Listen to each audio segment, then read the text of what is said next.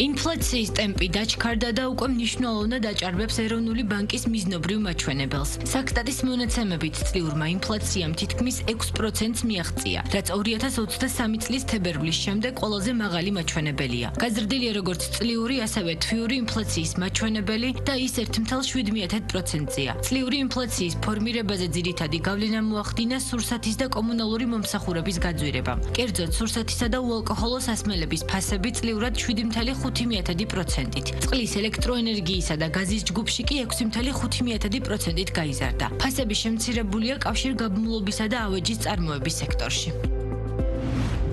2026 წლის მარტში ეროვნულმა ბანკმა მცირე მოცულობის ინტერვენცია განახორციელა. სავალუტო ბაზრებზე სებმა $16,200,000 გაყიდა. გალთენ თაგარტის შეფასებით, ინტერვენცია ლარის 2,7%-იან გაუფასურებას მოჰყვა, რომელიც ახლო აღმოსავლეთში კონფლიქტის გამწვავების ფონზე დაფიქსირდა. ეროვნულ ბანკს ბაზარზე უცხოური ვალუტა 2024 წლის 25 ოქტომბრის შემდეგ არ გამოუტანია. ჯამურად კი 2026 წლის პირველ კვარტალში სების წმინდა სავალუტო შესყიდვები თითქმის $500 მილიონ გაუტოლდა, რაც იანვარ-თებერვალში განხორციელებული ინტერვენციების შედეგია. $60 მილიარდი რეგიონული ენერგეტიკული და ციფრული კავშირების გასაძლიერებლად. აზიის განვითარების ბანკი აზია-წყნარი ოკეანის რეგიონისთვის მასშტაბურ პროგრამას აანონსებს. ინიციატივის მიზანია ენერგოსისტემების ერთმანეთთან დაკავშირება, საზღვარგარეთ ენერგოვაჭრობის გაფართოება და ციფრული ინფრასტრუქტურის განვითარება. პროგრამა ADB-ის პრეზიდენტმა მასატო კანდამ სამარყანდიში მიმდინარე 59 წლიურ შეხვედრაზე წარადგინა. მისი თქმით, გლობალური შოკები სწრაფად ცდება ეროვნულ საზღვრებს და განსაკუთრებულ ზიანს ნაკლებად მომზადებულ ეკოსისტემებს აყენებს. წლიურ შეხვედრაში მონაწილეობას სხვადასხვა ქვეყნის დელეგაციები იღებენ, მათ შორის საქართველოს მთავრობის წარმომადგენლებიც.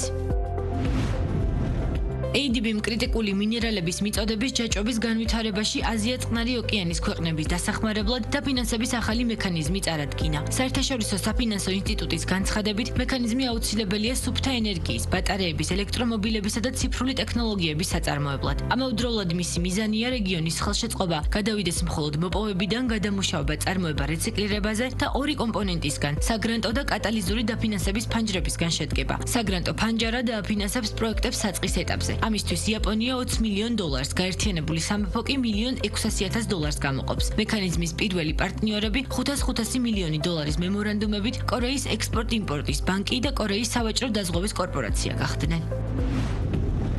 პლასტმასის ბოთლებით სასმელის იმპორტი და რეალიზაცია 4 წლით გადავადდა. დადგენილება საკანონმდებლო მაცნეში გამოქვეყნდა და გადაწყვეტილება უკვე ძალაშია. 2031 წლიდან პლასტმასის ბოთლით აღარ გაიყიდება სასმელი და უალკოჰოლო გაზიანი სასმელი, ასევე წვენები, თუმცა დადგენილებაში დაშვებულია გამონაკლისიც. კერძოდ, აკრძალვა არ შეეხება 3 ლიტრისა და მეტი მოცულობის სასმელ წყალს და 20 ლიტრისა და მეტი მოცულობის სხვა სასმელებს. შეგახსენებთ, 2026 წლის 1 ივლისიდან საზოგადოებრივი კვების ობიექტებში მომხმარებლებისთვის პლასტმასის ბოთლებში სასმელის მიწოდება აიკრძალა. 2027 წლის თებერვლიდან კი პლასტმასის ბოთლებში სასმელების წარმოება და მათი ბაზარზე განთავსება უნდა აკრძალულიყო, რასაც ბიზნესის მხრიდან კრიტიკა მოჰყვა.